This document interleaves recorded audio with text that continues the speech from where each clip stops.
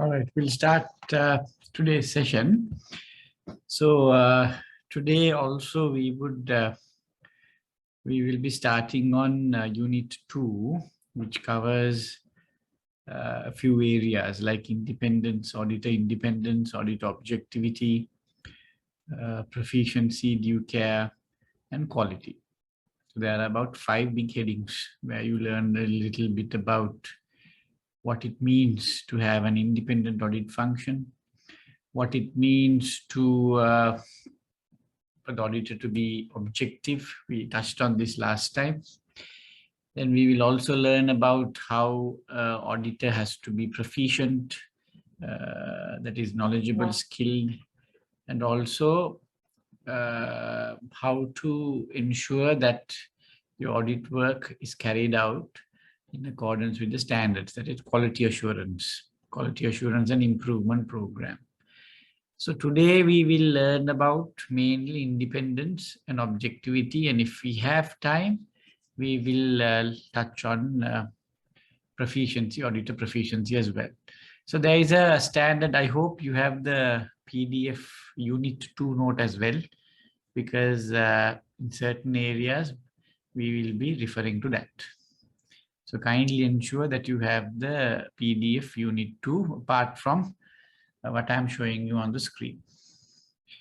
So today we will learn about an attribute standard called 1100, independence and objectivity. So these are also not performance standards.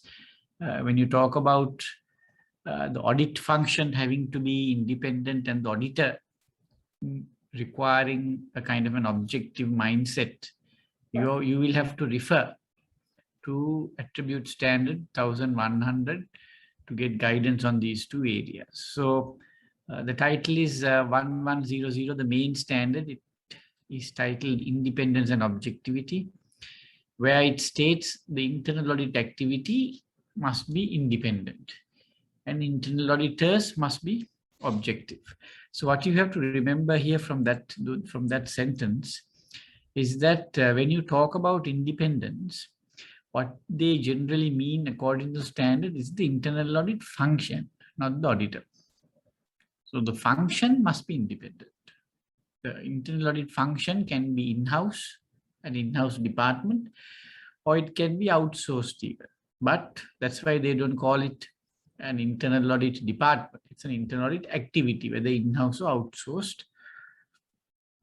It must be independent. And the other area is they say the internal audit activity must be independent, but the internal auditors must be objective. So what you need to remember is in MCQ, if they are talking about objectivity, generally they are referring to the internal auditor. If they are talking about independence, generally they are referring to the internal audit activity, right? So in MCQ, you must be able to differentiate those two facts. Then under 1100, under this overarching standard, there are some underlying standards which provides further details on organizational independence, direct interaction with the board. That is, they say the chief audit executive, CIA, chief internal auditor, must interact directly with the board, right? Not indirectly, directly. Then 1112, chief audit executive roles beyond internal audit. Sometimes the internal auditor takes on other roles, right? Maybe a stock reconciliation, maybe a consulting assignment, maybe a management function. So in such cases, the independence of the auditor is impaired. Then individual objectivity and impairment to independence or objectivity. So those are some underlying standards about which you need to have some sort of a knowledge. So if you look at now 1100 had one sentence here, and then you had 5 underlying standards, and then in this slide they briefly explain what is contained in those standards. So it says here the chief audit executive must report to a level within the organization that allows the internal audit activity to fulfill its responsibilities, right? And then it goes on to say the chief audit executive must confirm to the board at least annually the organizational independence of the internal audit activity. So, there, what is important is that the internal audit activity, right, from this, let me get my pen out, from this little bit, right? What is important here is that they say that the chief audit executive, that is the head of the internal audit department, must report. That means the reporting line of the chief internal auditor. They call it the chief audit executive, the head of the audit department. He must report to a level within the organization. Does he report to the senior management? Does he report to the audit committee? So the level within the organization that allows that activity to fulfill its responsibilities, right? So the chief audit executive must report to a level within the organization that allows the internal audit department to carry out its responsibilities. What is that level? That is the audit committee. The chief audit executive, right? The CAE must report to whom then? What is the level that they must report to? So there is a dual reporting line. The functional reporting to whom? To the AC, audit committee. Functional reporting to the audit committee. Administrative reporting, right? Administrative reporting to the head of the executive. That would be the chief audit executive, CEO. So that is the reporting line. So you can now answer two MCQs. One is you have learned a little bit about the dual reporting line. You have learned something about the functional reporting line to the audit committee and the administrative reporting line to the CEO. There can be an MCQ on this. Then the chief audit executive must confirm to the board, at least annually, the independence of the internal audit. That is, if I am the head of the internal audit department, once a year, says at least annually, once a year, I have to go to the audit committee and say, now my department is independent, is organizationally independent. That is, the auditor says my department is placed properly in the right place in the organization. My department functionally reports to you all, the audit committee, and indirectly, administratively reports to the CEO. Eka, you have to go once a year and tell the, when it says it must confirm to the board, what it means is, in practical sense, you confirm to the audit committee. But in an MCQ, if you get the question, look for the word board, because this does not differentiate between the board and a board subcommittee, like the audit committee. So wherever the answer is the audit committee, you have to look for the answer, the board, right? Then, so two important points there that you need to remember about the at least annually to the board, and to what level should the audit. Sometimes there might be a question like this even. They might ask you, what is the level within the organization that the internal audit department should report to? There can be three answers. One, senior management. Two, the board. Three, the CEO. Four, the level that enables it to fulfill its responsibilities. Then the answer you might think, is it the board or is it the level that is required to fulfill its responsibilities?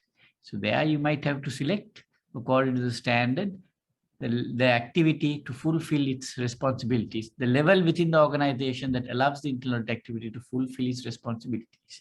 Because some organizations may not have a board. They may call themselves a council. They may have a board of trustees. So the level that allows them to fulfill their responsibilities. So now I have given you all the variations in regards to how a question might be formed and how you should answer.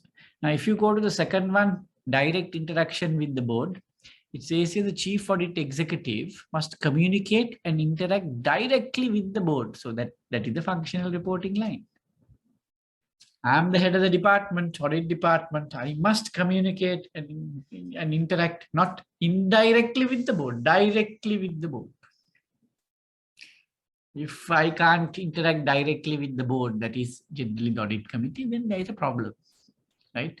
Because if I report directly to the board through, of course, here in all practical sense, it's audit committee, then only I will be, my department is independent. If I have to go through the finance director or if I have to go through some other person and then indirectly report to the board, then it's a problem, right? When they say I must come and interact directly with the board, it invariably, what it communicates is that I have to report, my reporting line must be direct when it comes to the board, not indirect. Then you go to standard 1112. There it says when the chief audit executive has or is expected to have roles or responsibilities that fall outside of internal auditing, safeguards must be in place to limit impairments to independence or objectivity. Now, all of us know, unless you are working for a highly regulated listed company, highly regulated industry, where your company is placed, you know, if you're working for a family company and you're the head of it, you might be asked to sometimes prepare a SOP. You might be asked to do a stock reconciliation. You might be asked to carry out fraud investigations. You might be asked to do something to establish the risk management department. Now, all these roles are fall outside of internal auditing. Then those kind of roles which fall outside will invariably result in an impairment to independence or objectivity. I might be told as a head of internal, can you prepare the SOP for the payments department? 5 months down the line, you go to do an audit of the payments department. So the SOP is also reviewed by you then. Then how will you highlight any deficiencies in the SOP? You will not know because there is a self-review thread there. You can't audit something that you can't audit an area or some document which you were instrumental in creating, right? So you have to be very, very careful. So what happens is when you perform a role or a responsibility outside of normal internal auditing, then what happens is your independence or your objectivity is impaired when you go to check that area later on. Go ahead. So can we propose something to the management? Yes. So in a case like that, you don't tell your audit committee or management, I can't do this. That you can't do. But the standard says is safeguards must be placed to limit the impairment, right? So in the charter, there may be certain a section which states that these are the kind of audits you can do. These are the things that you can't do. You might have clauses. Or if you're working for a family company, nobody cares. You have to do what your management wants you to do. But if you're working for a bank or a telco or insurance company, then there are other regulators who are watching who will go through the audit committee minutes, who will go through your reports. So those highly regulated industries, they have, even for risk management, they'll have a separate kind of structure with a CRO, chief risk officer. They will have integrated risk management committee. So those organizations, the internal auditor will not be asked to get too involved in risk management or in management functions. But if you are working for a family company, an unlisted company, or a company in a industry which is not highly regulated, you will always be told to do management functions. So there you must not say no. Now MCQ also can come. Should he accept or not? He can accept with safeguards. Right? So that is the question. You must have certain safeguards, right? That means you can accept it, but when the audit comes, you can put someone else to do the audit, or you can get an outside consultant to do the audit. So there are various ways in which you can put safeguards or take, you do it, but you take certain action afterwards. If you have to audit that area again, then you have to take certain action to ensure that no one will come out and say, no, how can you do this? There's a self-review threat. You all are impaired, your objectivity or your independence impaired, don't do this. So for example, if you are the head of procurement, right, and then you are put into audit and you are told to audit it, then you can't audit that department for 12 months. After 12 months cooling off period, you can audit it. So you have a safeguard which says for 12 months you can't audit it. But even then, within the 12 months, you can audit, not you. You can put someone else to audit it and get someone else to supervise the work. Someone in the organization, just that audit, right? Or you can outsource the audit. So there is nothing called never, right? To a certain extent, there are certain things that you shouldn't do, which I will tell you later on. One question. Now, usually, very often, when new products or processes are reviewed, those are shared prior to implementation with audit. Then what we do is we don't sign off, right, but we give a recommendation. Right. Hope that is okay. Yeah, that is okay. You can review. You can't be part of the design. You can't draft. The 2 Ds are prohibited. No designing, no drafting. But you can review and recommend that you can do. The 2 Rs are allowed. So even if it's an SOP, you shouldn't design the draft the SOP. You can review it and recommend.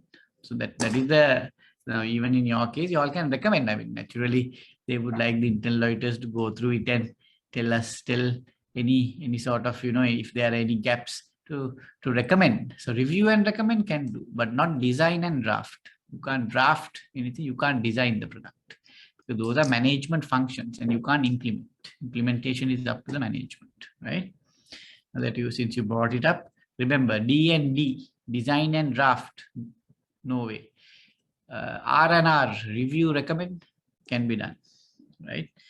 Because you only review and recommend, you don't implement. Management has to decide whether to do that or not, right? But if they tell you you implement, then that is an issue. You can't implement. You can only review and recommend. So where the chief, then there's another standard, 1120, individual objectivity. Internal auditors must have an impartial, unbiased attitude and avoid any conflicts of interest. This we spoke of last time. Can you remember? We said when you are talking about individual objectivity, we said it's a kind of a state of mind of the auditor, not the function. Not the internal audit function. It's a state of mind. What is that state? You have to be impartial. So wherever you see the word impartial, you're always looking at objectivity. There is a MCQ STEM. STEM means every question has 4 stems, 4 answers. So if they're talking about impartiality, unbiased attitude, conflict of interest, underline those words. You will get it all mixed up later on. Then you're talking about objectivity. Then you have another standard 1130, impairment to independence objectivity, right? So there are many instances like you suggested where sometimes your objectivity or your independence can be impaired. If independence or objectivity is impaired, in fact, it's impaired, or in appearance, the details of the impairment must be disclosed to appropriate parties. The nature of the disclosure will depend on the impairment. So when there is an impairment, if someone tells you to do something and you think, if I do, there is, in appearance, there's going to be an impairment to my impairment to independence objectivity, then you don't wait without doing it. You can't say, it impairs my objectivity, so I can't accept the assignment. No, that you shouldn't do. So if there is an impairment can be in fact, that is actual, or in appearance, right? In appearance. That means the whole world will think that, it hasn't got impaired, but the fact that you have a relation in a particular department that you're going to audit, it might give the appearance that,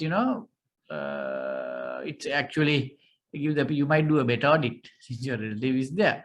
But in appearance, it looks as if, there will be unwanted criticisms later on. People can find fault with you.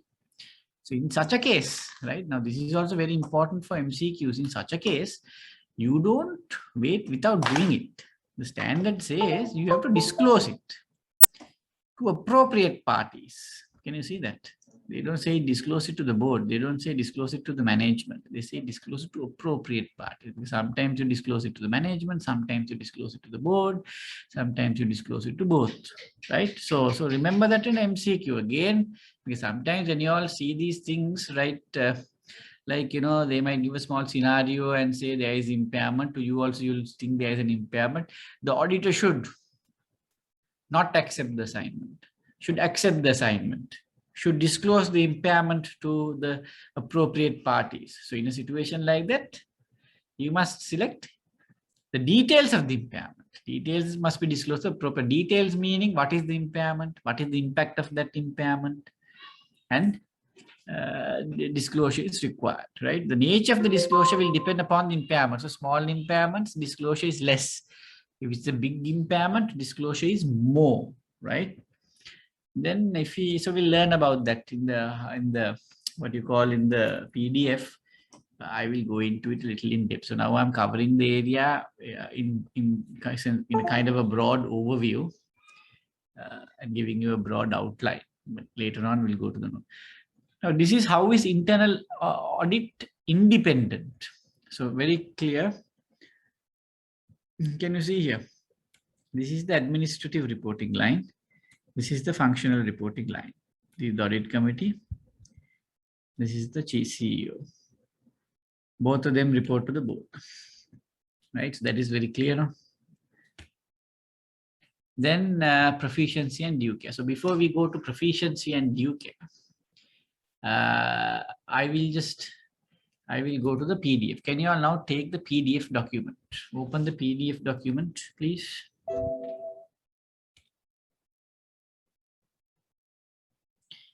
You opened it, it has got closed. Just give me a second. I thought I had it. Where is it now? Right.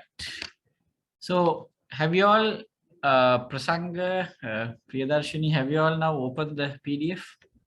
Not yet, sir. We Yeah. have not received. No. So can't be, no. Prasanga, have you received it? I received, sir. I received in the beginning also. Suranta, have you received it? I have received the book. Yeah, so that's fine. So you need to. You need 2 of that. I also received the book, sir, but not the PDF form. So the book is the thing, you know, in the book, you open the book. So in that unit 2. Can you go to unit 2 in the book, please? Okay, sir. When I say unit 2, or the PDF, I mean the book. Wasn't the book sent to you as a PDF copy? No. Right. So now I will run through the PDF document. So here on page 2, just listen to it. You all can relate it to the note later on.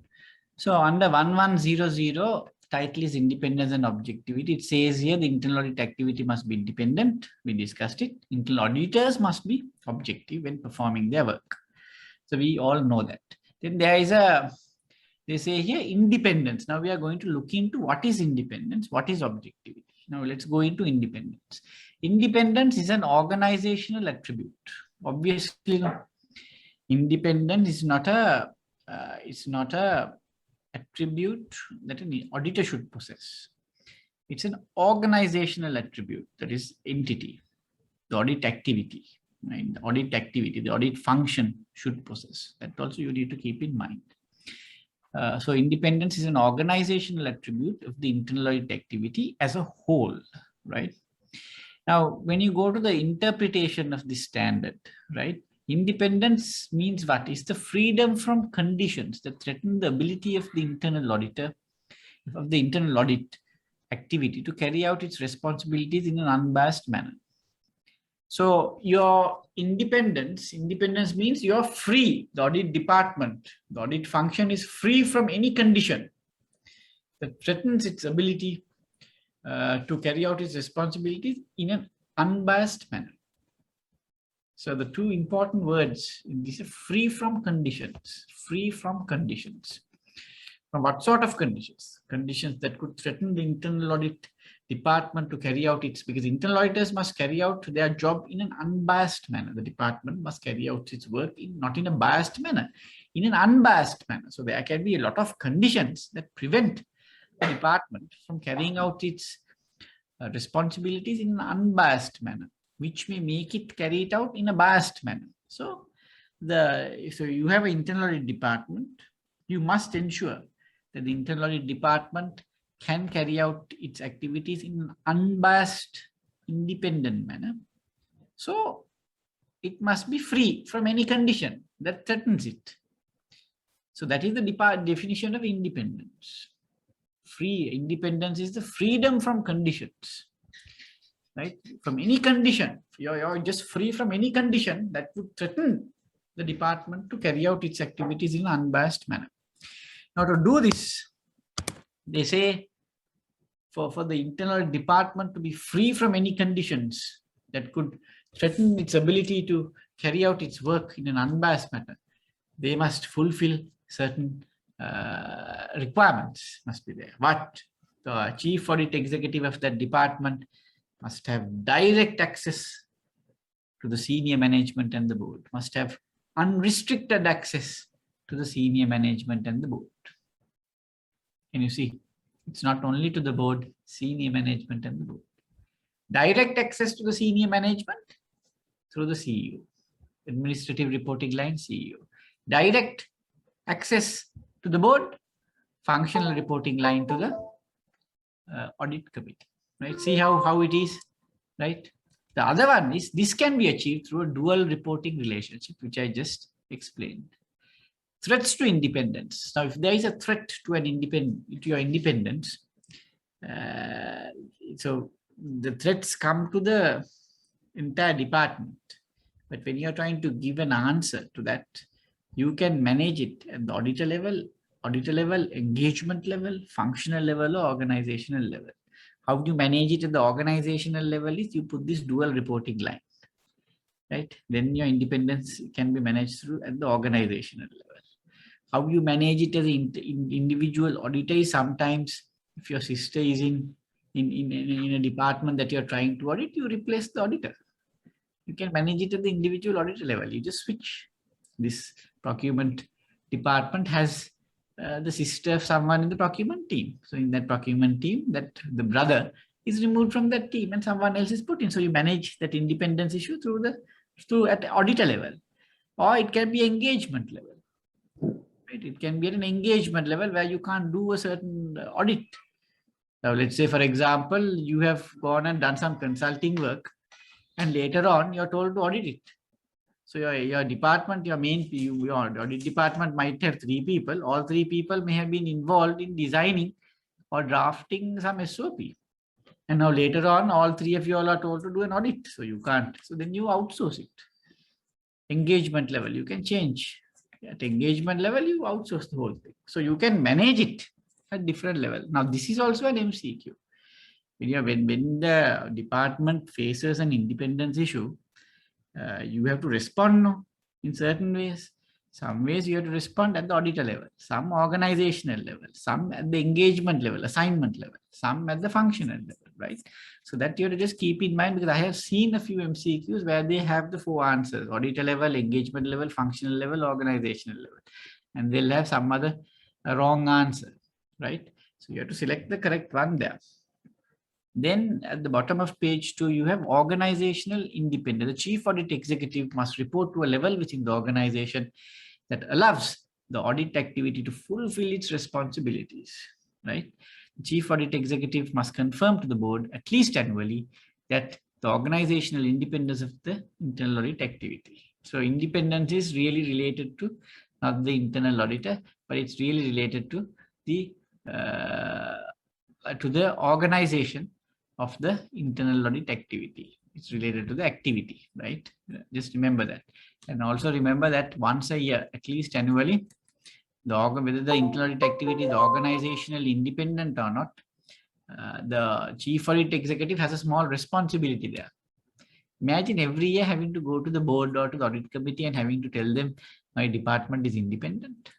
The standard requires it. That is because during the year something could happen. which could change the independence of the department. So that's why they say annually at least go and let the board know that you all are independent, right? That is important. Then you have, now when you tell the audit, when you tell that functionally you have to report to the audit committee or to the board functionally, look for the word board, right? Because audit committee is a subcommittee of the board, true, but you and I, we both know practically we report to the audit committee. But MCQs look for the word board always. Huh? Now, when they say the head of the department, audit department must report functionally to the board, that means that the board has certain responsibilities with regards to, must make certain decisions. What are those decisions? Those are given on page 3 at the top. There's a table here, interpretation of standard 110. So go through this table for a second.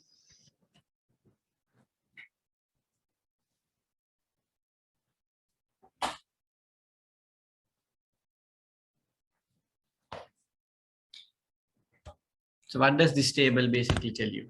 It tells you when it comes to approving the internal audit charter, the approval of the internal audit charter must be given by the board, or in what we know is audit committee. You can't have the management approving the internal audit charter. No.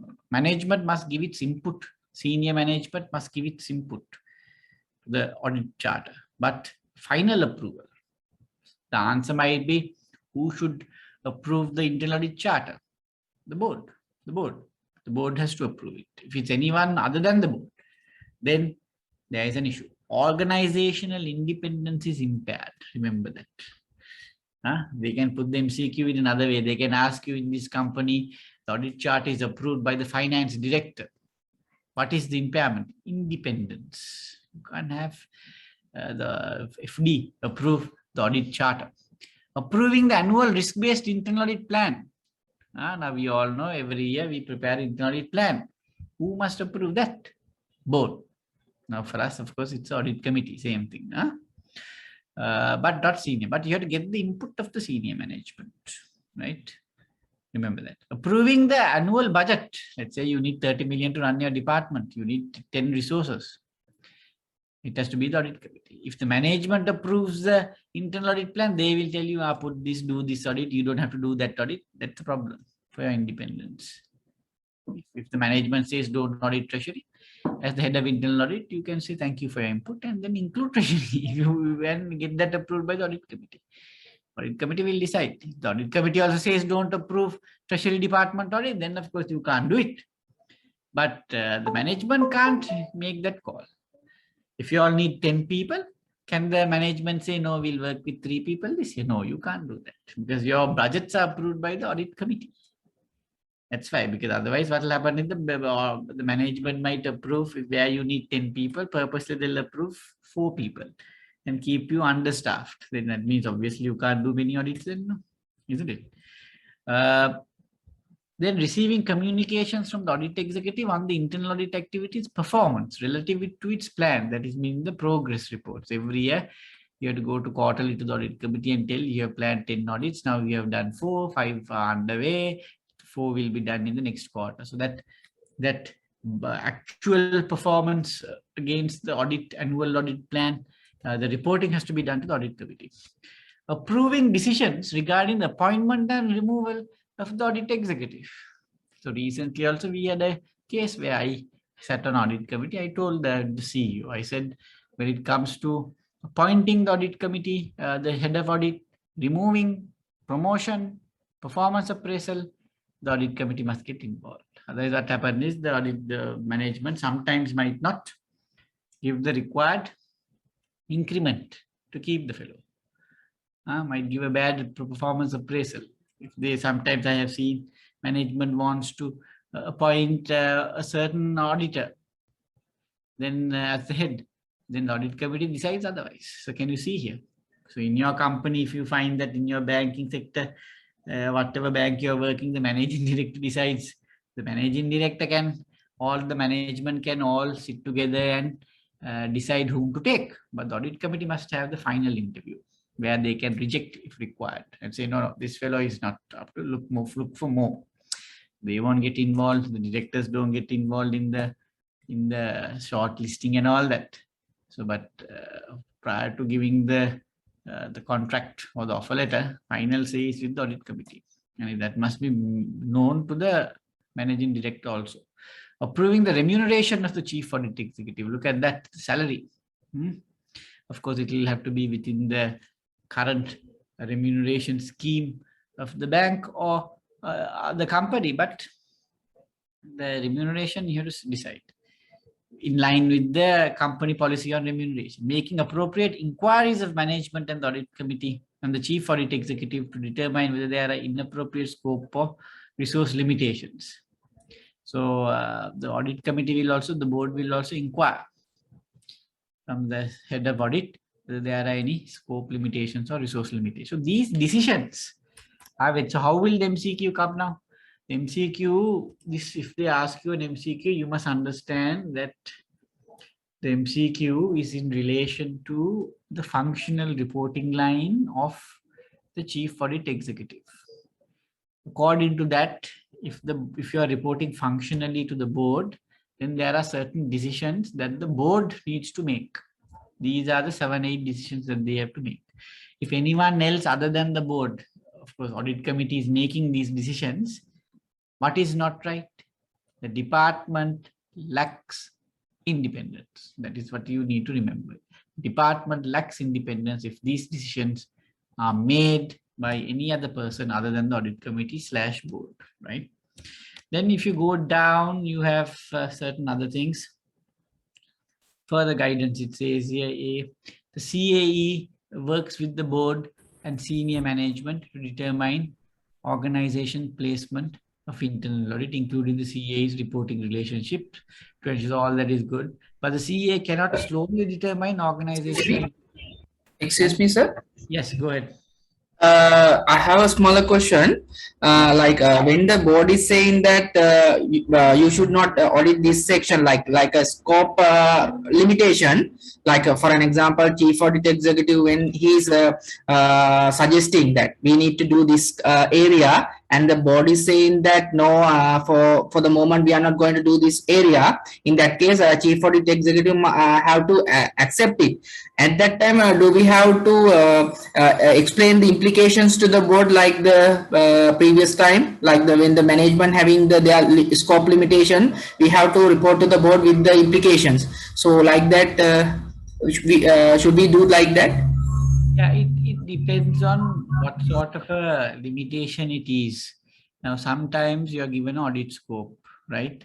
When you discuss an audit scope with the audit committee, the managing director might be there. Then you want to do in that, let's say a procurement audit, you want to cover 10 areas. So in those 10 areas, management says, no, cover only 9 areas. Don't do this area and procurement. So it's one area in your scope related to a certain procurement audit that you're doing.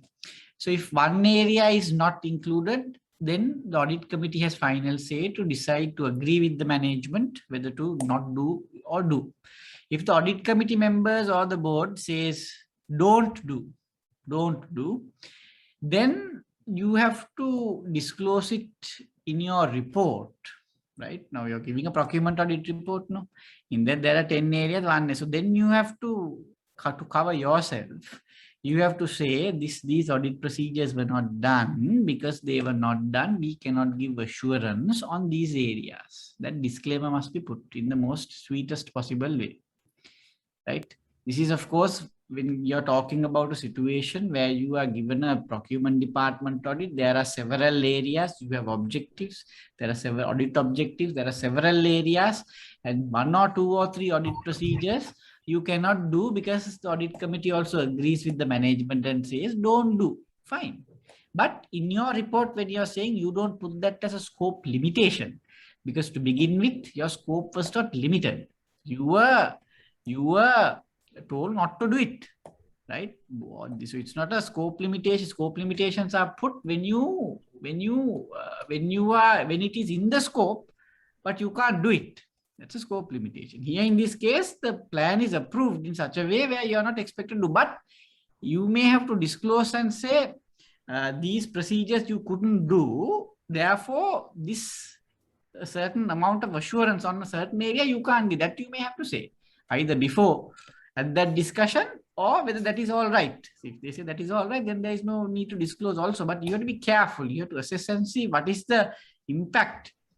If the directors want certain assurance, no, right? So you have to do certain procedures, 5 procedures. You can't do 1 or 2. Audit committee also says don't do it.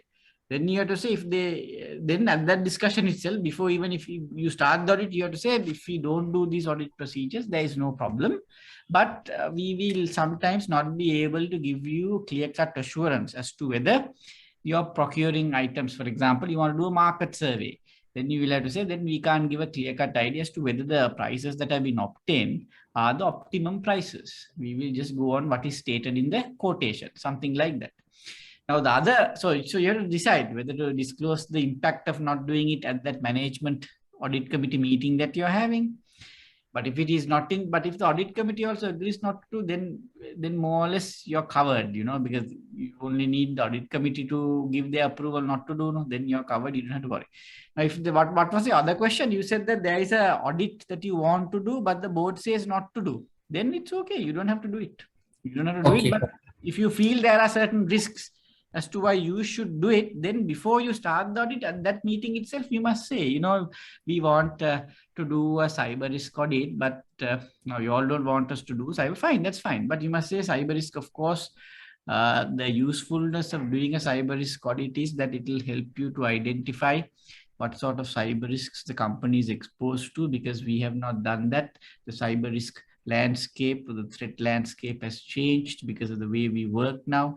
A lot of processes, systems, methodologies that we adopt for our daily operations have changed, and this may give rise to certain cyber risks, cyber threats, and we are not exactly sure whether the management has identified these threats and put in place proper mechanisms to address or to mitigate these risks.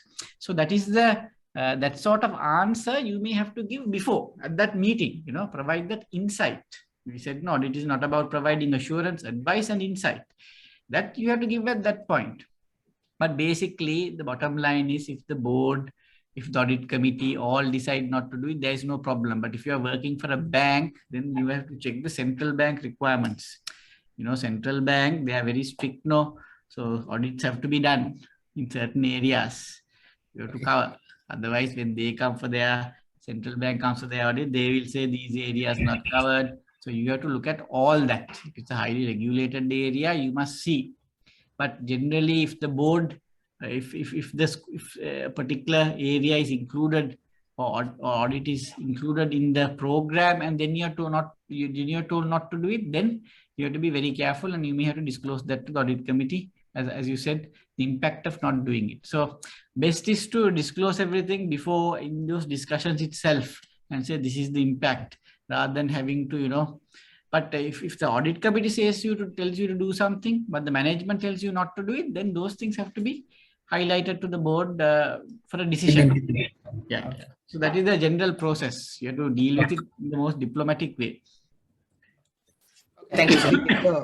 In the current context, I think with the COVID situation, especially when it comes to branch audits, physical audits were not possible for some time due to lockdowns and all. Then in that case, so what we did was there was an audit program. So whatever we developed alternate audit program, scoping out the physical checks, which was ratified by the audit committee. Right. And in the audit report, we included saying that physical visits were not done due to these situations. Is that okay? Yeah, that's fine. But the thing is now my experience with this COVID in relation to about 2 or 3 banks that we audit now at this moment, they have started all the physical verifications. So at this moment, you find people going to branches and doing, because as you said, part of the scope you need to do physically. The part that is not done at the branch level, you have to do it centrally. So if it can be done centrally, that's fine. But if it cannot be done centrally, then it has to be done physically on site. So your approach is good because there was nothing else to be done also, no? Because they have a kind of what you call a lesser number of staff in the branches. Customers were not allowed to go. There was a backlog to clear. So on top of that, when the auditors come, but of course there is a risk. I mean, I found a lot of heads of internal audit departments going to their audit committees and telling the audit committees, you know, we can't keep on pushing these audits. We have to start. If customers can visit branches, why can't an auditor come and spend 3 or 4 days doing the audit? Because COVID is going to be here with us for at least another year, no? We have to live with it, and we can't do everything remotely. Remotely is possible, certain things, but the level of assurance that you get is less.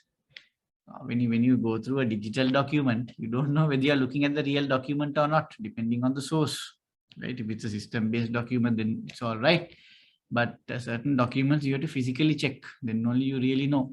Even emails, you know, a lot of, now we being in an audit firm, every audit that we do, we can never do 100% remote audit. At least 20 to 30% we have to go physically and check in a few days in a reduced time span. We have to exercise greater professional skepticism and suspicion, right? That is important because here we are looking at something scanned or something in the system. So also your approach is good. There was no, but just my experience dealing with banks, what I found was now in October, I think, right? From October, all the physical verification started. And now loads and loads of audits are being done. And nothing is done centrally. Everything is done physically on site. This is the outsourced ones. Huh? The in-house also, they do the same branches or other branches. That I don't know the process, but there are banks which have outsourced their branches to us. So when we go, the scope has not reduced one bit. Nothing is done remotely. Everything is being done physically on site over 5 days, where 3 or 4 people go, 2 or 3 people go. So approach is good. But the only thing is when you do things remotely, you have to exercise greater professional skepticism because you're not sure of the authenticity of the document that you're checking. There's an issue there. And also the other problem is you don't get to see behavioral indicators. Generally, when you go to branch, you interact with people. When there are frauds being committed, you see certain behavioral indicators, right? Which indicate the presence of a fraud, which raises suspicion. So here you're working remotely. There is no interaction at all with branch staff.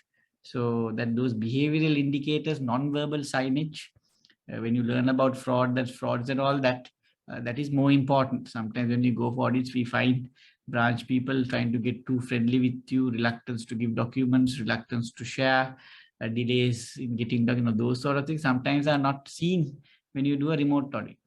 But when you do an on-site audit only, those sort of things you can see, you know, and other sorts of observations. So you have to balance it. But the best is to somehow get back to this face-to-face audit. But we also realize that in certain cases, now you can do certain things centrally, which actually you don't need to do at the branch. Certain analysis, sample selection, data analytics, places where there are scanned documents in the system, all that can be done. So you can actually relook at the way you do a branch audit and minimize the number of days and obtain the same level of assurance that you obtained before. You don't have to spend, in other words, 5 days. You can now do it in 2 or 3 days. That is also possible. So things have changed now, you know. We have gone more focus to CCTV monitoring now through the central team. So a lot of issues can be identified, dual control breaches. Yes. So CCTV now, central bank has issued a guideline on that, saying, I don't know whether you have seen it, to finance companies, they've issued a guideline because, as you said, dual control, suspicious activities, tellers. Now, if you take hotels also, even in hotels, the receiving areas, the corridors, monitoring of rooms where there's been no one has bought anything, no one is staying there. You find people coming and staying in the night but not paying. So as you said, There is greater weightage now on CCTV. Central Bank has issued a guideline on this. I don't know whether you should get a copy of it, which says that you have to maintain coverage of certain areas. Allah, so if you don't have, I'll try to pass it to you. And to have a proper CCTV, because every branch. No, I have. Thank you, sir. Right. Great. So then the CAE cannot solely determine organizational. Just give me a second. Give me a second.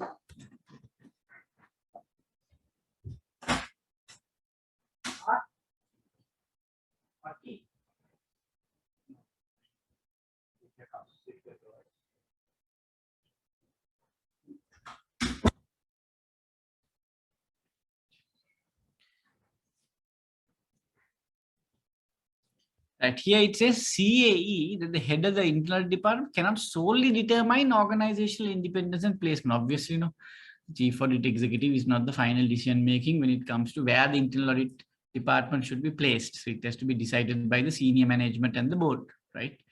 A functional reporting line to the board provides CAE with direct board access for sensitive matters and enables sufficient organizational status. Yes. An administrative reporting line to senior management, which further enables the requisite stature and authority of internal audit to fulfill his responsibility. So when you have problems with staff, not getting management comments, not getting the staff you require, not getting the budget that was decided, delays in getting management comments, or issues with any other person below the CEO, then your administrative reporting line to the CEO will help, because you are reporting to the boss. You're not reporting to anyone below the executive, the head of the executive. By reporting to the MD, you can directly tell the MD, I have sent this report, management comments haven't come, can you just put in a word? So that gives you a lot of stature, and authority. So this is important. This is something that is stressed in the standards, right? Then it says here, for example, the CAE typically would not report to a controller, financial controller, to a manager, mid-level functional manager. The head will always report to the CEO. That is very, very important. But you have to see, every time it's not the CEO. In some companies, there might be a CEO, there might be MD. MD might be higher than the CEO. So the thing here is the administrative reporting line is to the head of the executive, whatever the designation that person holds. It could be the president. Then they talk about the audit committee having oversight duties. So that is all right. You can read it at leisure. Then you have at the bottom of page 4, there's a small table, implementation standard 1110.A1. The internal audit activity must be free from interference in determining the scope of internal auditing, performing work, and communicating results. The chief audit executive must disclose such interference to the board and discuss the implications. Sometimes, when you try to draft an audit scope, you find the management or maybe even the managing director sometimes interfering in the planning, scoping document. These are not important. These are put these, don't do these. But when you're doing your audit, sometimes there might be interference from managers, not allowing you to do your work properly or not sharing information or documents. And when you're writing the report also, there may be interference. In a sense, they may want you to soft pedal a few issues, downgrade a few high risks to medium risks, not report on certain observations, change your recommendation to something else which can be easily implemented. So all that is interference of sort. Interference is good if you can really get more factual accuracy into your report, and the feedback that you get. Interference is good if there is something constructive coming out of it, but it should not result in a scope limitation. The chief audit executive, if there is interference, you must disclose it to the board and discuss the implications. If there is a scope limitation, someone is doing and not giving you something, you must go to the audit committee and say, this person is not giving us these documents, not like that. This person is not giving the documents. Therefore, we are unable to check this. Therefore, we are unable to check achieve this audit objective, therefore we cannot give you the assurance that you seek. You have to give a kind of a holistic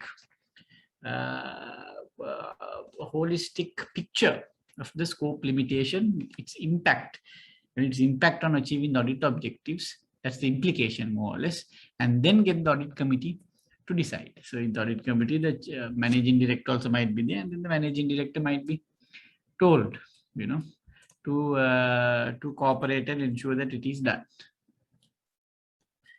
Then on page 5, right, next page, there's a table here, a box. The chief audit executive must communicate and interact directly with the board. We have already learned that.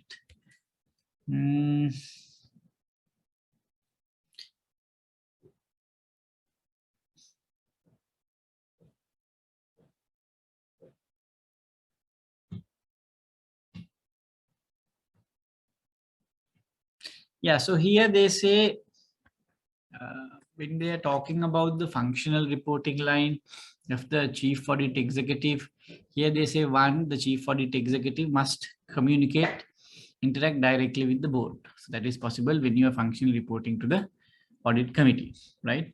The chief audit executive must will participate in audit committees. Obviously, no, you will participate in audit committee. Sometimes you might even get a hearing or a slot at the board meeting, generally quarterly, right?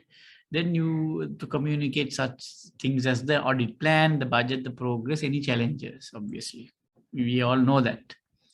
Then further, the CAE will have the ability to contact the chair or any member of the board to communicate sensitive matters. Sometimes you find the chief audit executive calling the chairman of the audit committee and saying, conveying certain problems.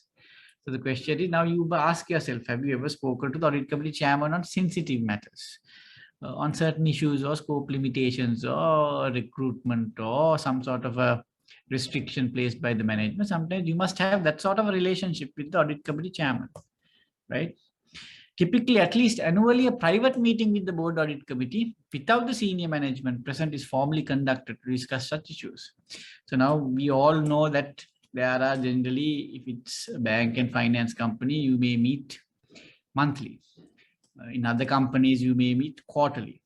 But there must be one meeting where before the audit committee starts, you must meet the audit committee members alone without the management being present. In a meeting like that, closed door meeting, you can then more freely, because there are certain things that the audit also will not want to say when the management is there. This is just to ensure that you maintain cordial relationships going forward. You don't want to antagonize them. So certain matters, it's good to have a discussion without the management present, right? So that you have to just remember that. Then objectivity of internal auditors. So that was about independence. So free from conditions that threaten the audit department to carry out its work in an unbiased manner. Remember those words, free from conditions, freedom from conditions, no, not free, freedom from conditions that threaten the department to work in an unbiased manner. The department must work in an unbiased manner. And there are conditions that threaten that, which does not enable it to work in an unbiased manner. Those conditions will make the department lack independence. So here it says on page 6, objectivity. Can you see the heading is also objectivity of internal auditors, right? Independence is an attribute of the activity. In contrast, objectivity is an attribute of the auditor. The knowledge of this distinction will increase your success at the exam. There are lots of questions that they put in this area, practical questions. So at least let's try to understand the theory of it. Objectivity is an attribute of individual internal auditors. What is objectivity now? Objectivity is an unbiased mental attitude. Can you see? In that also, in independence also, the word unbiased was used. They said independence is something, is the freedom from conditions that threaten the department to work in an unbiased manner. The department to work in an unbiased manner. Here, the auditor to work in an unbiased manner. So objectivity is an unbiased mental attitude that allows the auditor to perform engagements in such a manner that they believe in their work product and no quality compromises have been made. So they might have a question like this. There was a guy called Peter. Now, when Peter issues an audit report, he must have kind of a high level of confidence in his work product. Work product means the product being the report. He must believe in their work product. No, the auditors to perform engagements in such a manner that they believe in their work product and no quality compromises are made. So if there is an MCQ where they talk about an individual, not the department, individual, and they say that there is a department and this person who is doing an audit does not have confidence in his report, does not believe in his work product, in his report, and quality compromises have been made, then they're obviously talking about objectivity. Objectivity also requires that internal auditors do not subordinate their judgment to others. Subordinate their judgment to others means allowing others to influence your decision making.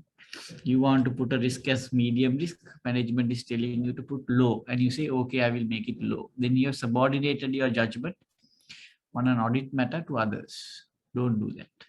So MCQ again, if there's an MCQ which talks about an auditor allowing another person to make a decision with regards to the scope, plan, or the report, where he subordinates his judgment to others, then objectivity is impaired. That person is not objective. He is being subjective. Then threats to objectivity also must be managed like threats to independence at 4 levels: organizational level, functional, engagement, and auditor. So let's go to the next section. So individual objectivity, the next box 1120, internal auditors must have an impartial, unbiased attitude. You see, it's all about attitude, and it's related to the internal auditor, and avoid any conflict of interest. This I already told you all. If you see the word unbiased attitude, impartiality, conflict of interest related to an individual, then they are talking about objectivity. Yeah? Otherwise, you'll get it mixed up in your exam. Then the last final box, you have conflict of interest. What is conflict of interest? Right? A lot of frauds today are happening because of conflict of interest. Director's conflict of interest, KMP, key management, personal conflict of interest. So conflict of interest is a situation in which an internal auditor, conflict of interest is a situation in which an internal auditor who is in a position of trust. Now, internal auditors are trusted. No, he's holding a position of trust. The cashier holds a position of trust. The CEO holds a position of trust. Right? He's a custodian. Has a competing professional or personal interest. Such, then you have another interest, right? Competing interest or professional interest. Such competing interests make it difficult to fulfill his responsibilities impartially. A conflict of interest exists even if no unethical or improper act results. A conflict of interest can create an appearance of impropriety that can undermine confidence in the internal auditor, activity, or the profession. A conflict of interest could impair an individual's objectivity, right? Give me a second. He has got discharged, I have to charge it.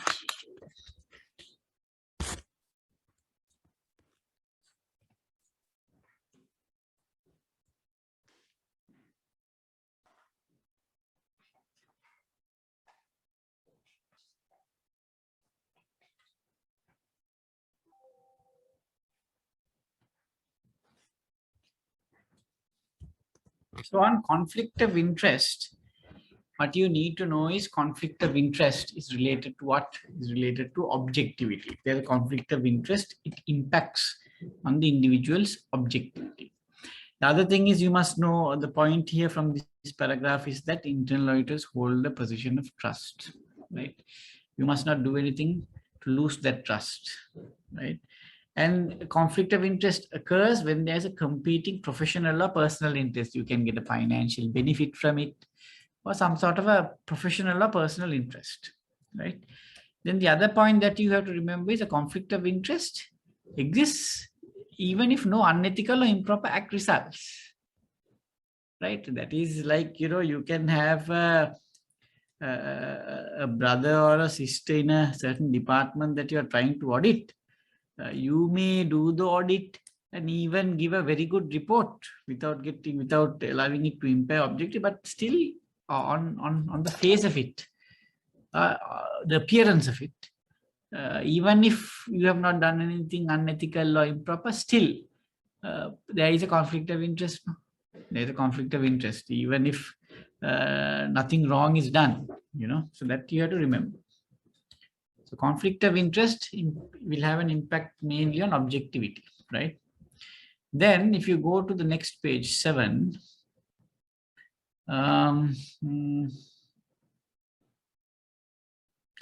typical conditions where they say to manage internal audit objectivity effectively, many CAs have an internal audit policy manual or handbook. So now just ask yourself, in your department, do you have a procedure manual for internal audit that describes the expectation and requirements for an unbiased mindset for every internal auditor?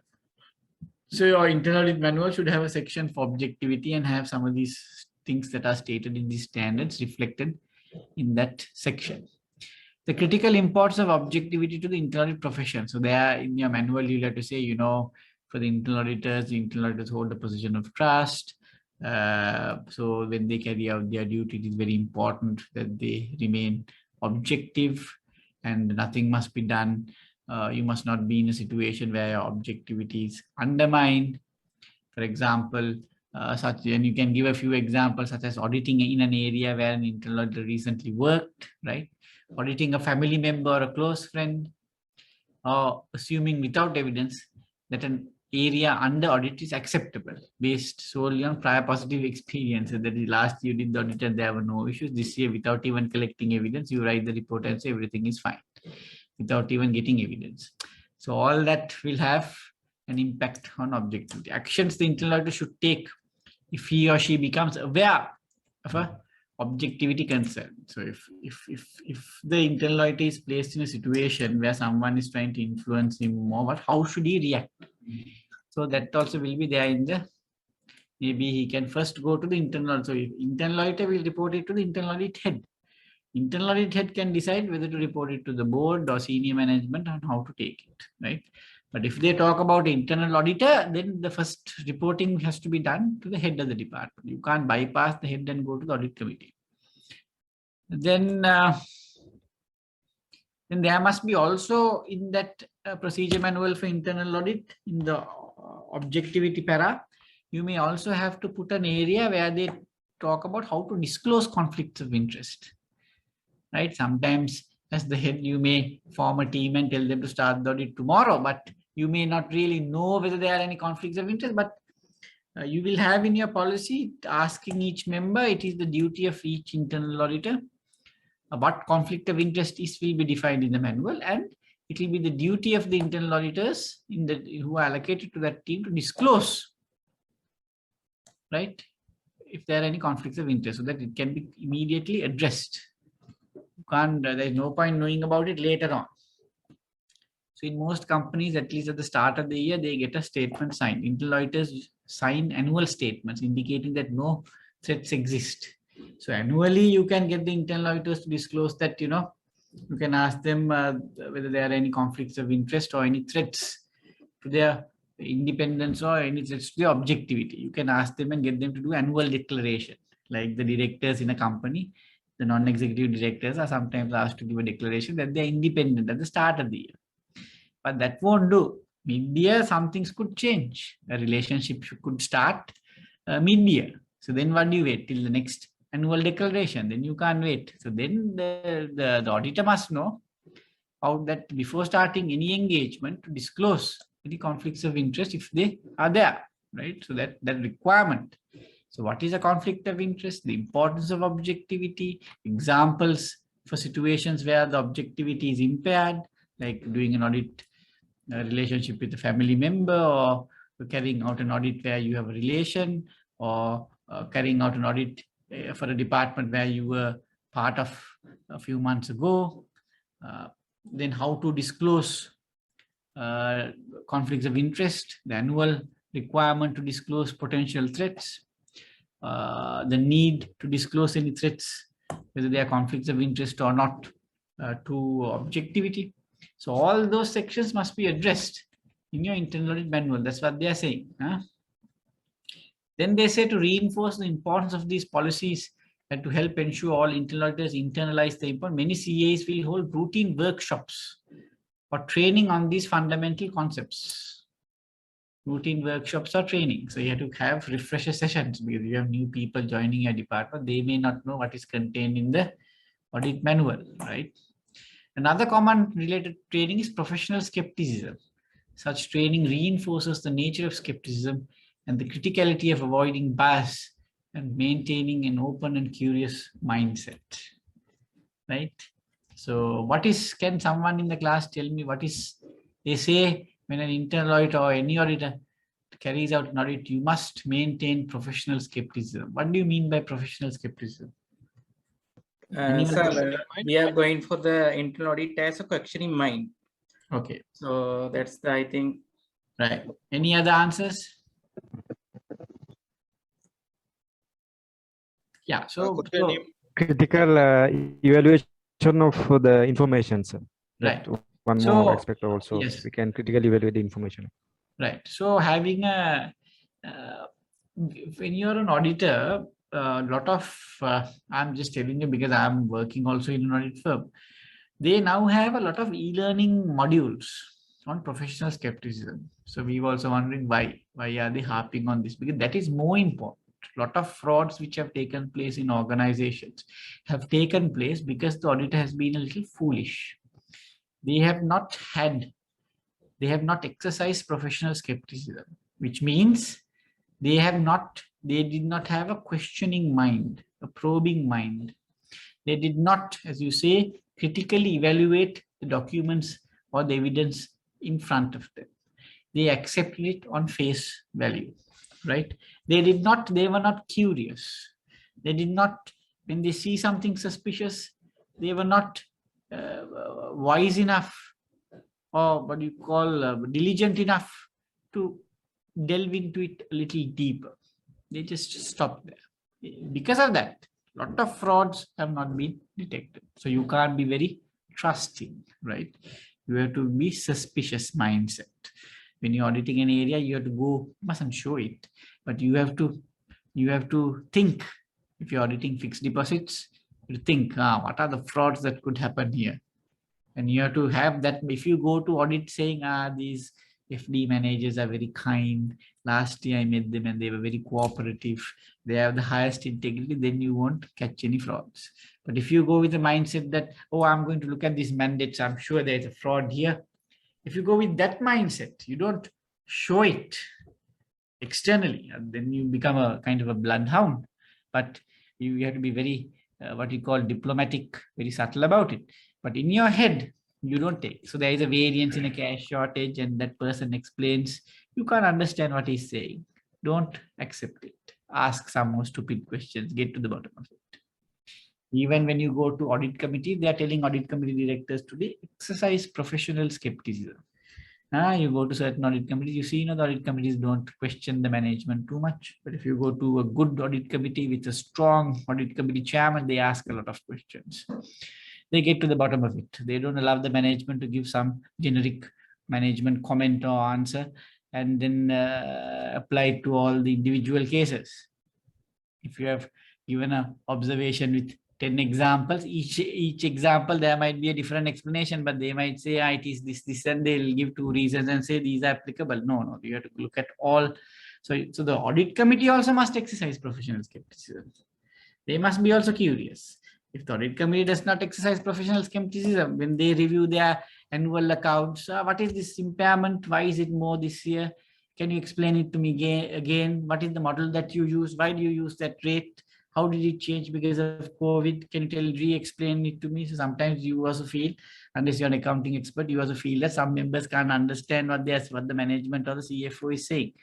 So at that point, you have to, what they are saying is, unless you understand. So I have an audit committee member in one of the committees. She asks a lot of questions, right, which are basic. But because of those questions, you get to the bottom of an issue. Something else props up. So the question here is, don't be afraid to ask questions, because in the audit world, right? I'm just telling you now, in the audit world, when there is a problem and you want an explanation, and if that person can't explain it to you in simple language that you can understand, that means he's hiding something. That person should be able to explain it to you simply, no? You have some issue, some variance, the two accounts don't tally, there are 5 transactions, and you ask, what are these 5 transactions? So that person is explaining it to you. Unless you are dumb, you will not understand. But if you are a reasonably prudent, qualified, skilled person, if that person is telling you, explaining something to you, and you can't understand it, right? That means he's hiding something. That is a fraud indicator. In the fraud world, an unclear explanation given by a person whose job is to do that. The job is to do that. So obviously that person knows what he's talking about. No? Can they explain it to you in a way that it's a little complicated? It can't be, unless it's something related to impairment or some complicated issue. Others, you must get a very clear answer.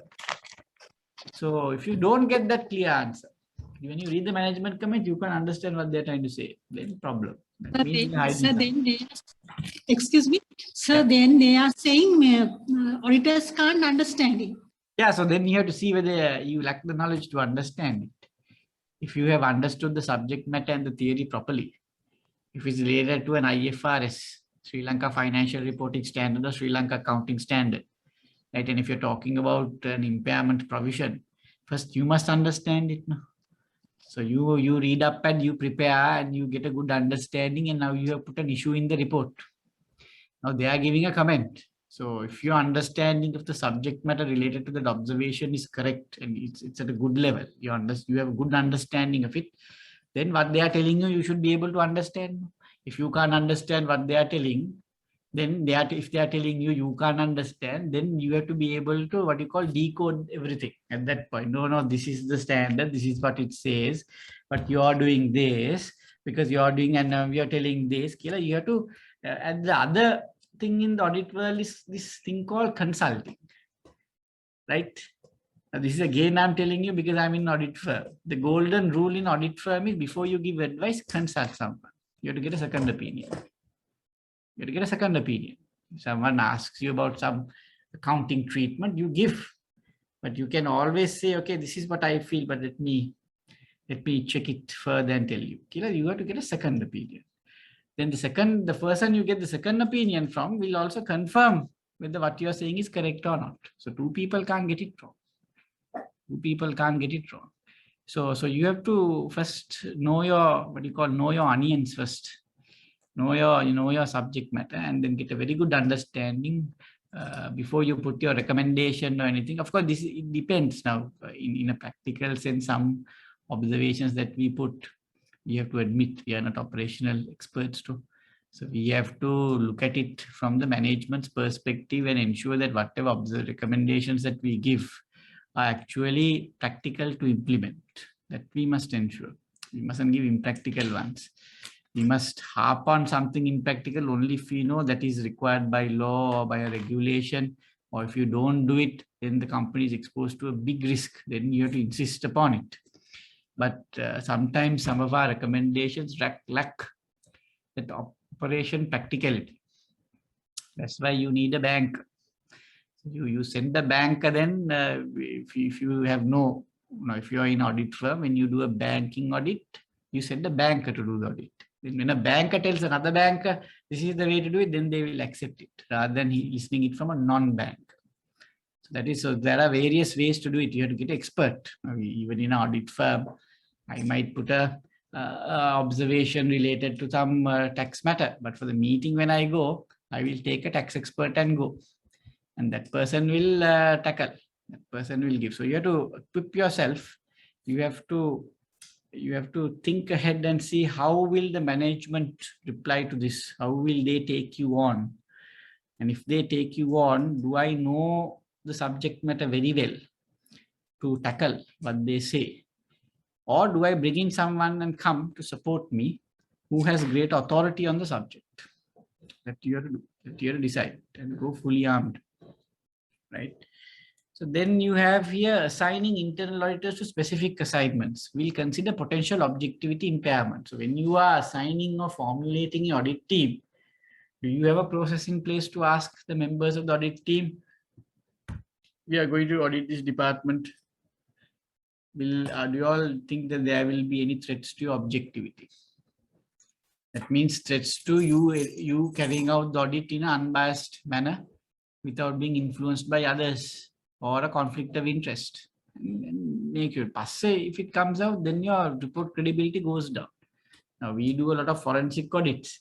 So at the start, we have to see all the collections. So when we do, we send a note to all the partners and accountants in the firm. Is we are going to do this forensic audit. Is there a conflict of interest, independence? If someone's brother or sister or a shareholding or a wife of a director or director's husband is in our firm, problem. We can't accept it, because when it goes to courts, then the other side, they will harp on that and say, how can you all call yourself an independent forensic auditor, because you all are, you're this one, that one is there. So even there may be no actual, the report may have not been influenced at all, but that threat, the perceived threat being there, that independent threat or objectivity being there is enough to ruin the credibility of your report. So you have to do it beforehand. Then review of internal work results before the related, yeah, so that is okay. Before the related community. Yes, so another way they are saying here is that we all know when we get a set of auditors to do their audit work, what happens is then they prepare the report, they prepare the working paper file. But before they release the report, if someone can review the internal audit work results, that means work results are the report and the working paper files. And from the working paper files, has the report being drafted properly? Have any observations been omitted in the report? Does it say that a certain area is unsatisfactory, is satisfactory, when according to the working papers, it is unsatisfactory? So someone has to do this review of the working papers to the audit report and see whether the engagement communications, that is the report or the presentation, when you communicate to the auditee, you communicate verbally at a meeting, you communicate via a presentation, you communicate via a report. So those communications must be objective to see whether the person can rely on their work product and have done a good objective audit. You have to review the internal audit work results before the communications are released. That way you can see whether the reports reflect the true status of the operations in that department. The CA must establish policies and procedures to assess the objectivity of internal auditors, that we all learn. No? Periodic conflict of checks. No? Ideally, before every assignment starts, you must do it to those team members. Annually also you can do it, or as and when needed.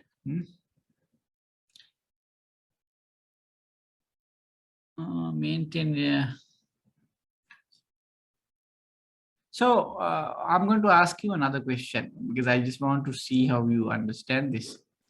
The responsibility to maintain objectivity rests with whom in the internal audit department? The responsibility to maintain objectivity rests with whom? The individual. Yes, it rests with all the auditors, not only the CAE. Every auditor has a responsibility to ensure to maintain the objectivity. So the chief audit executive and all the internal auditors themselves. So this also can be an MCQ, because sometimes the responsibility to maintain objectivity. If I'm auditing the department, I have to ensure that I'm objective. It's not the CEO, the CAE may ask annually or periodically, are you independent? Are you objective? They may ask, but the responsibility to maintain objectivity lies with the individual. Then impairment to independence and objectivity. This is on page 8. If you go down, right? There's a standard, attribute standard 1130. If independence or objectivity is impaired in fact or appearance, actually it is impaired or in appearance only. The details of the impairment must be disclosed to whom? Appropriate parties, right? The nature of the disclosure will depend on the impairment. So now we'll see how the disclosure changes based on the nature of the impairment. The second box in blue, impairment to organizational independence. Impairment to organizational independence or impairment to individual objectivity. May include but is not limited to conflict of interest, scope limitations. Yeah, so can you see this now? They say here, right, in this first para, the department's independence, individual's objectivity can be impaired if there's a conflict of interest, can be impaired if there's a scope limitation, can be impaired if documents are not provided for the audit, can be impaired if resources are limited, such as funding, right? So you have to be mindful of that. And independence impairment or objectivity impairment arises not only when there's a conflict of interest, it also arises when there are scope limitations. And when you don't get all the records, the people, the properties that you need access to, when you don't get that also. When there are resource limitations such as funding, you know, right? I mean, imagine you need 10 people and 10 million rupees, but they give you only 5 people and 5 million. Obviously, your independence is impaired. You can't, because independence is all about enabling you to carry out your activities, carry out your responsibilities properly, no? Right, in an unbiased manner. So if your scopes are limited, you don't get access to records, your resources are limited, your independence and objectivity both are impaired. The determination of appropriate parties to which the details of an impairment to independence or objectivity must be disclosed is dependent upon the expectations of the activity and the chief audit executive's responsibilities to senior management and the board, and how it is described in the chart as well as in the nature of the impairment. So what they say is there can be an impairment to independence, there can be an impairment to objectivity. It has to be disclosed to related parties. The nature of the disclosure of the impairment, the nature of the disclosure will depend on what is stated in the internal audit charter. So internal audit charter will have another area which talks about this impairments. It will say to whom to report it to, right? So that is important. Then we'll go down. I'm just highlighting on the top, on the main ones. Impairment situations generally include self-interest. So sometimes sometimes independence or objectivity is impaired due to self-interest threat, self-review threat, familiarity, bias, or undue influence. So what do these mean? Self-interest means it's something like this. Now, I'm an auditor. I'm told to audit John Keels, the external audit. If I'm told to audit, I'm a director of John Keels. Can I audit? Can't. Why? Because I will never issue a bad audit report because that will have an impact on my directorship. I'm a shareholder of John Keels. Or I have taken a loan, let's say, from NDB, from National Development Bank. I have taken a loan, a big loan. I'm told to audit.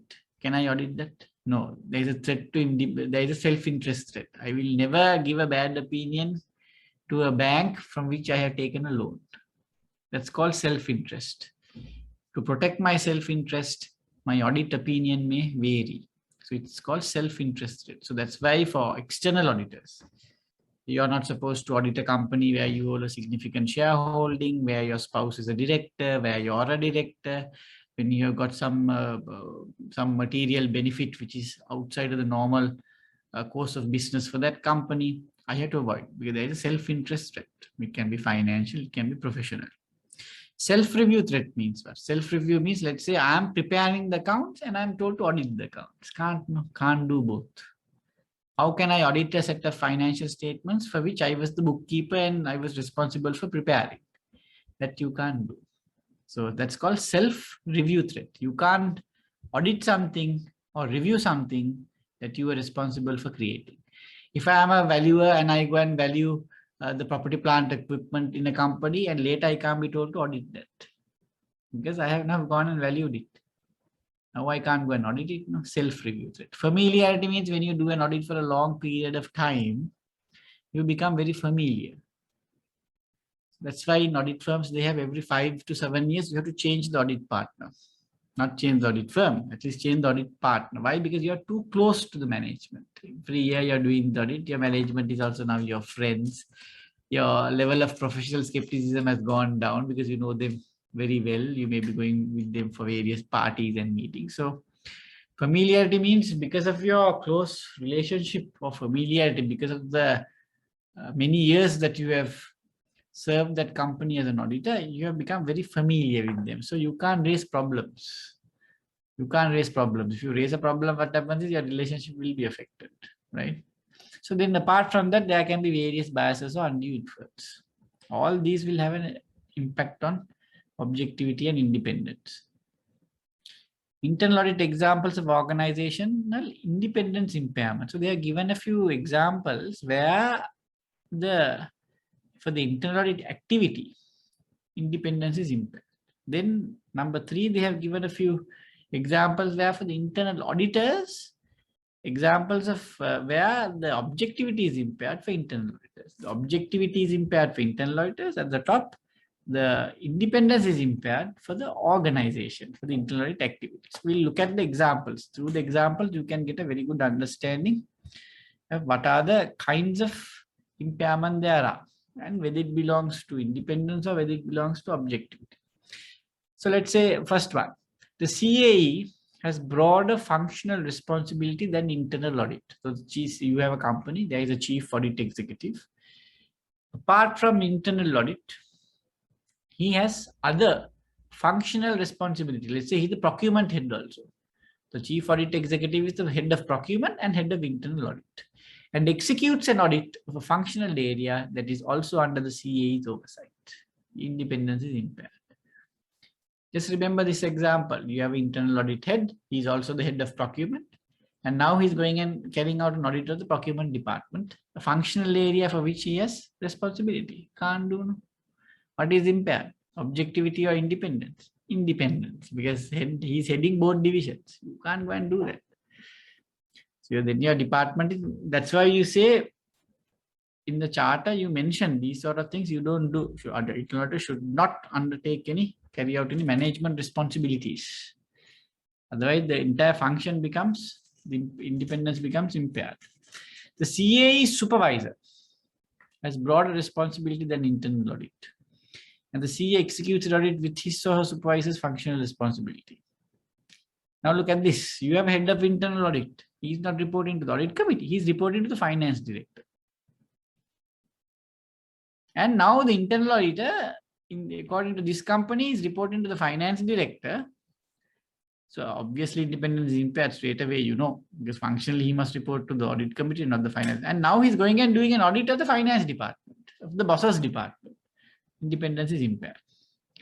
The CAE does not have direct communication or interaction with the board. The standards on independence say that he must have direct communication with the board.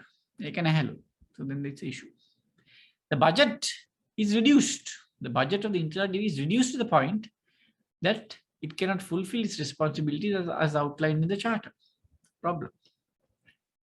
The internal audit department budget is reduced. It's an independence issue. So now I hope you can understand those 4 examples. Now let's look at objectivity. Now you are looking at not the department. You're looking at the auditor. So the answers will have the word auditor. An internal auditor audits an area for which he was recently worked. So I'm an internal auditor. I worked in the procurement department. Now I have been shifted in the bank to the internal audit department. And now I'm part of the internal audit team that is supposed to audit the procurement department. My objectivity is impaired. I will most likely go to that department and may audit even some of the transactions I was involved with. An internal auditor audits an area where a close relative is employed. I'm an internal audit department. My sister is in the procurement department. I go to audit that. Objectivity is impaired at the auditor level. An auditor is doing an audit without gathering even evidence. Because of past history, he says, everything is fine. In audit, you have to gather evidence. Based on the evidence collection only, you review, critically review, as you said, and then you come to conclusions. You can't just assume that everything is fine because last year was fine. An internal auditor modifies the planned approach or results based on the undue influence. So the auditor is now going to do the audit. The head of internal audit has told him, you have to do these 5 procedures, but the auditor decides he won't do certain procedures because someone in the department that is auditing, in the procurement department, is putting undue influence without appropriate justification. You can change your audit procedure with proper justification. For example, there is COVID and you can't do certain things, fine. There is a justification. But without proper justification, someone influencing your audit scope, your audit plan, or the report, that's objectivity is impaired. Now, when you talk about when there is an impairment, you cannot do it. No, the standard doesn't say you cannot do it. It just says that your thing is impaired, but then you need to disclose it and deal with the impairment. Best is to avoid conflicts of interest and all that and ensure that the impairment is not there. So we will have a quick 2-minute break. Now it's 8:05. We are stopping at 8:30. We'll have a quick 2-minute break.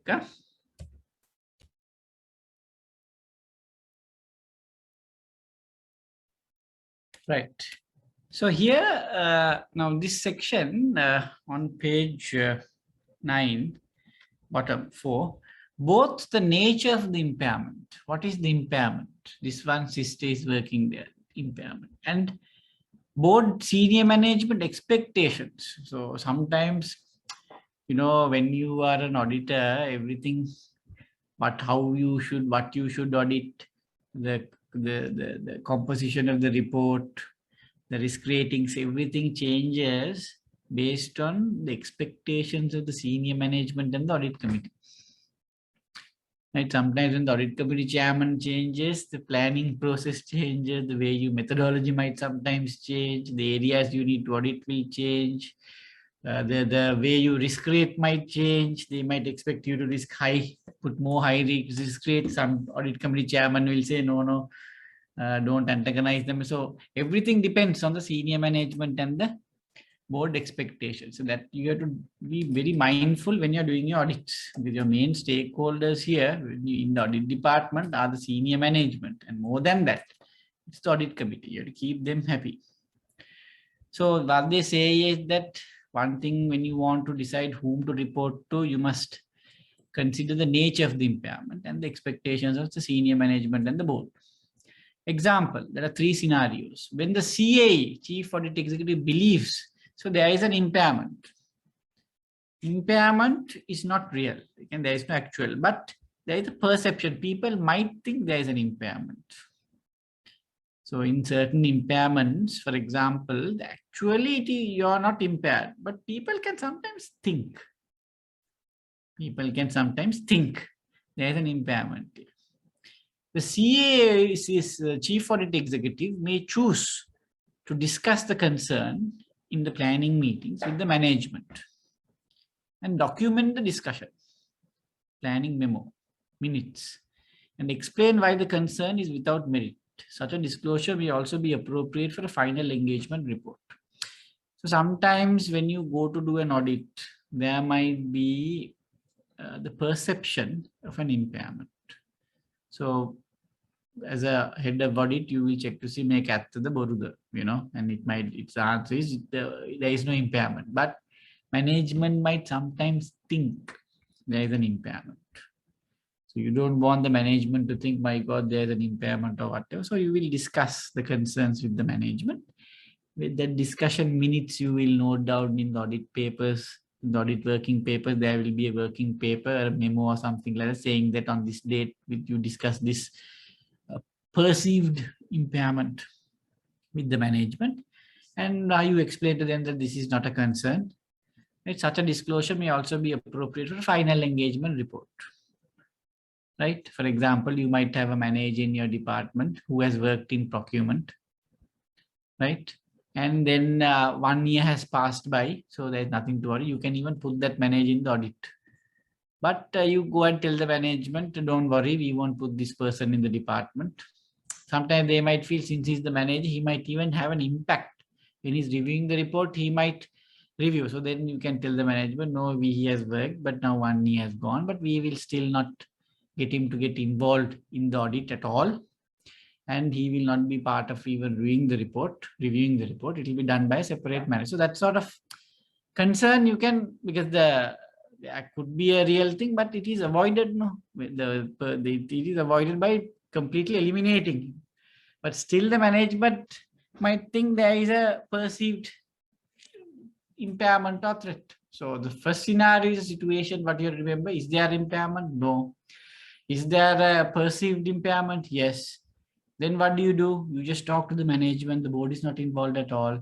But as a working paper, you have to maintain some sort of a note, right? You might even want to disclose it in the report if you feel like it. Second one, CA believes the impairment is real. So now here, second case is real. There's an impairment and is affecting the ability of internal to perform its duties independently and objectively. The CA is likely to discuss the impairment with the board and senior management and seek their support to resolve. So here is a situation where there is a impairment. The head of the department of procurement is now the head of procurement, a head of internal audit. And now you are told in the audit plan to audit this year the procurement department. There is an impairment. There is a real impairment to objectivity. Or for example, you have been told, like Surant, I think, mentioned, you may have been told to, let's say, develop a SOP for the marketing department. You have got involved in that. Management insisted. Now we are told to audit the marketing department. So it's a real threat which has an impairment, which has an impact on impairment. So then what do? You discuss the impairment with the board and the senior management, both, and try to solve it. So if the impairment is real, you have to disclose it with, discuss it, the impairment with whom? The management and the board. Then you have, when an impairment comes to light after an audit has been executed, the audit has been done, you have not realized there is an impairment. And it impacts the reliability or perceived reliability of the engagement results.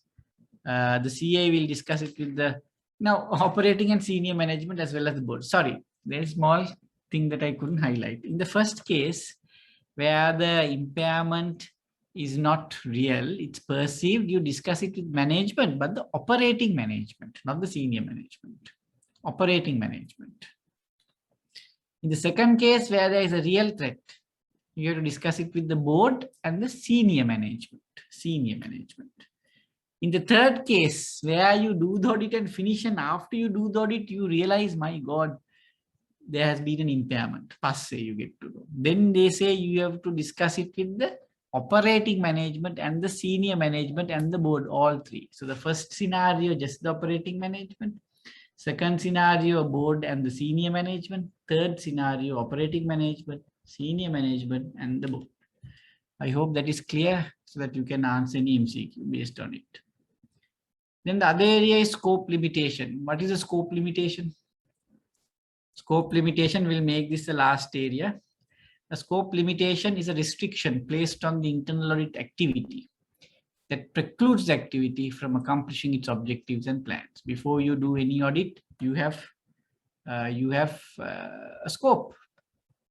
So if someone is telling you not to do something, or if someone is not giving you access to some documents, to the system, or to certain people, or to certain spaces, a restriction placed on the audit activity that prevents the audit activity from accomplishing its audit objectives and fulfilling the audit plan. That's a scope limitation. Among other things, scope limitation may restrict the scope defined in the internal audit charter. Sometimes in the audit charter, it might give you a scope at a very high level. You can't do that because of this restriction. The internal audit activity is access to personnel. You are not allowed to access certain people, records, or physical spaces. Then the approved engagement work schedule. So you have the audit charter, then you have the audit plan, then you have the audit scope, then you may have the audit work schedule or some detailed audit program. From the audit scope, you generate the audit program. right? So something in the audit program which was approved by the chief internal auditor, you can't do because there is some restriction, right? The performance of any audit procedures, approving of staffing plan and financial budget. Scope limitation can come is there if you're prevented from fulfilling your duties or scopes given in the charter. If you don't get access to people records, if you can't complete your audit work schedule of work plan. For example, audit work schedule can be your annual audit plan, saying in January do this, February do that, March do this department, in April do these branches. So if you can't, if the board has approved, the audit committee has approved the audit plan work schedule, you can't do it. They're not allowing you to do it when you have to do it. Or you can't do any audit procedures given in the audit plan. Or when you want the staffing or when you want the money, you don't get that money. So all these can have an impact on the audit scope. And the other area is all about accepting gifts. Right? No, there's a small other thing that I want to tell you on scope limitation, this box, gray box, example 2.1. An internal audit activity was recently engaged to audit the final balance of inventory for the financial statements. During the audit, senior management contacted the auditor and stated that the internal audit activity would not be given access to the physical inventory, maybe due to COVID. They wanted to check the inventory balance. They said you can't come and physically observe the count. The denial of access to the inventory is a scope limitation. You are not given access because of COVID, you can't go. Scope limitation. The internal audit activity needs to communicate the nature of the limitation and its effects to the board. So can you see, when there is scope limitation, what should you do? What is the scope limitation? What is the impact or the effect of that scope limitation? To whom do you have to make that report to? The board. In verbally? No, in writing. That's what they say. It should be in writing, right? So that is important. The last area for today, okay, is on the last area. The internal auditors are not to accept fees, gifts, or entertainment from an employee. So sometimes we have these people going on branch audits and the state audits. These fellows get together and drink in the evening. We have told them not to do it, because when you drink with someone, you can't really find fault with that person. So don't accept gifts, fees, or entertainment from an employee, client, customer, supplier, business, because it will create the appearance that the objectivity is impaired. Objectivity may not be impaired. I have guys going for audits who drink like hell, right? Even if I tell them, but objectivity should not be impaired. That's the problem. The appearance that objectivity has been impaired may apply to current and future engagements conducted by the auditor. Yes, the appearance that object has been may apply to current and future engagements. The status of engagements is not to be considered justification for receiving fees. State that means sometimes you might accept a gift of entertainment after the audit is done. Still they say don't.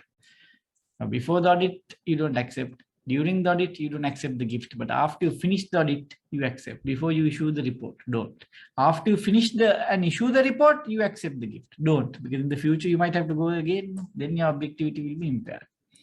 The receipt of promotional items, pens, calendars, that are available to all employees and the general public that have minimal value, no problem. So sometimes if you go to a branch and get a mug or something which is available to everyone, which has minimal value, you can't get a microwave oven. It has to be something of minimum value. Then they say minimum value gifts, promotional items, minimum value available for everyone, no issue.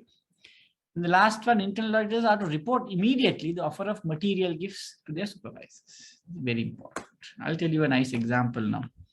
So once an audit was done, and 4 years later, I get a letter from the client saying there has been a fraud. So when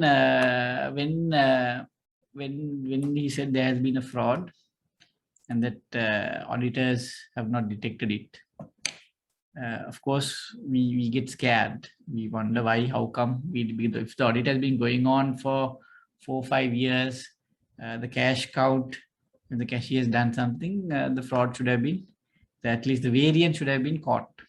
The audit has gone on for so many years going back. So at that point, when the auditors had gone, this fraud should have got uncovered in some way. So I call my guys. I asked, now, did you all do a cash count? Yes. Can I see the working? So the workings are brought shown. So I asked, now see, you all have gone and done an audit. So they had done the cash count, all right. But they could have exercised more professional skepticism with regards to supporting documents, because some supporting documents had been duplicated, old ones brought in again.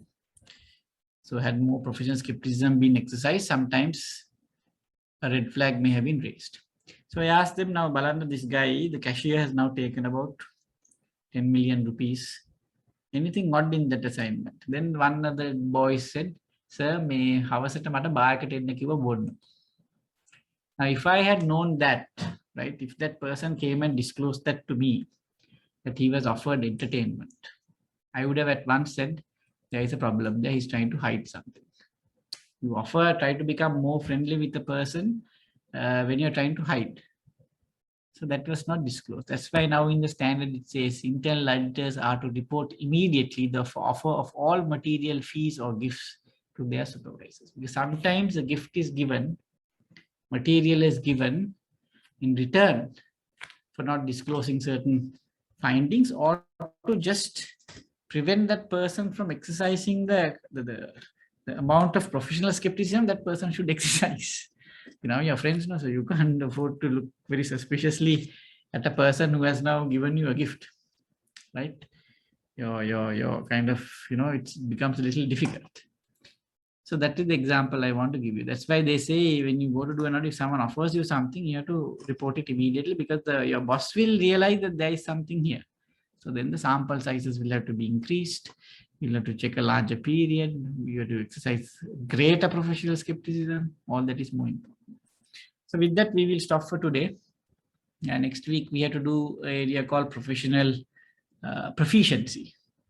That is, when you're doing an audit, you must be skilled. Competency framework, important. It's a relatively due professional care, how to exercise due professional care, how to do things carefully and not negligently, continuous professional development. And then there's another area called QAIP, quality assurance and improvement. So 4 areas to be done next week. So thank you for taking part. Do you all have any questions? Yes, sir. I have one. Yeah. Sir, if an internal auditor get an opportunity to be a procurement head, and he knows the internal audit programs and procedure, how we select the samples and all, does we have to change the internal audit program, and also do we have to inform the board of directors regarding this? No, not really, because the problem is if it's the other way about. If you're the head of procurement, or you're been in the procurement department and then you're moved to internal audit, or you're moved as a head of internal audit, and if you have to audit that department, there is a cooling off period of 1 year. But if you move from the head of internal audit, we have seen that in banks, head of internal audit at certain leading banks, they become head of operations. Then the standard does not say anything. But if you know, if you move like that, then you're aware of what the auditors will check and all that. So I don't think that there needs to be a requirement to change the audit scopes or audit plans purely because one person from audit who knows the audit program moves to the procurement department. But if it's a good audit department, if there's a new audit head, I mean, good to review it also. So there is no requirement or regulation by the standard which says that has to be done.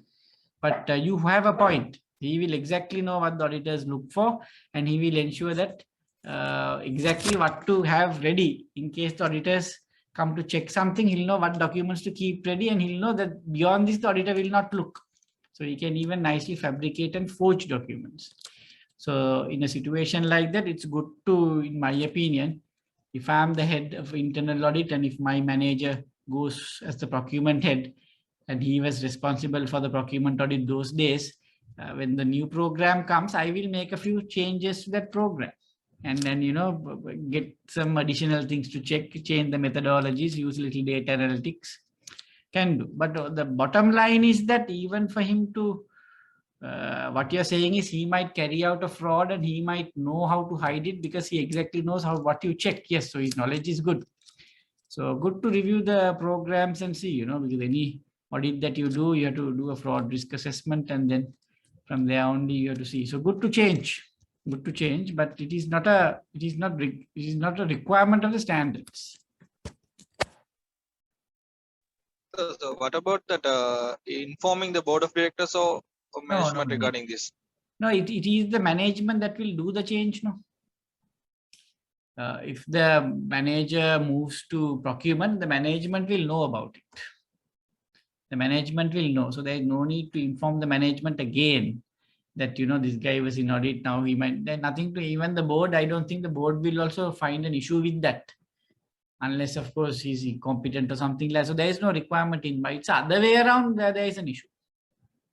It's the other way around. But if you have to inform now, if the head of internal audit is going to be moved as the head of procurement, then you have a courtesy to inform the audit committee, because it's the head of internal audit reports to the audit committee. No? So you are now moving their main man to an operational division. So you might have to get the blessings. The management alone can't do it. Now, if I'm in the audit committee and I know my head of internal audit is going to be made the head of operations, there is a courtesy that I have to be kept informed as the audit committee chairman that this is going to happen. My blessings will be important.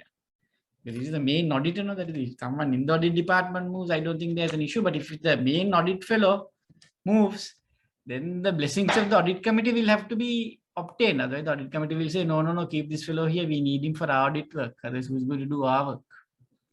So, because it is the main, because the functional reporting line of the head of audit is to the audit committee. That's why. We have to keep the audit committee informed and get their blessings. Right? All right. Anything else? All right. So we will stop there for today and have a session next Friday. All right. Take care. Good night. Bye. Thank you, sir. Thank you. Bye.